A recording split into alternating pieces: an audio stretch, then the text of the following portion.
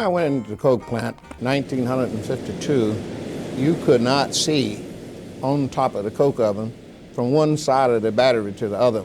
You stayed there until you fell out, and someone carried you off, someone else replaced you. When I started in the coke plant in 1951, I had no idea whatsoever that there was carcinogens in the emissions or any of that. Your safety equipment was the things that you wore from the street. The only thing the company issued you at that time was a pair of goggles.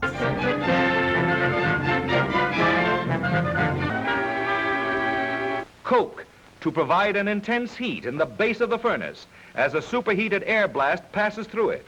But no chance for injury on this job. There were people dying from cancer, but they wouldn't tell us it was cancer. In fact, they wouldn't even let us know what was on the death certificate.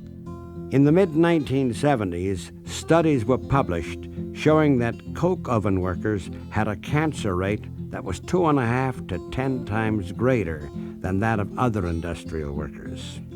Through their testimony, members of the United Steelworkers Union helped pass the coke oven standard. This standard was difficult, was complicated to enforce. There was a very methodical compliance strategy. When companies knew that the agency was serious, had this plan in place, they immediately began to buy the equipment, so I think it made a big difference. The substantial changes that took place were those that took place after the OSHA standard was put into effect, and they were mandated to make changes in those areas. And that all came about because people had the courage to take a stand, and a serious stand, and fight for what they believed in.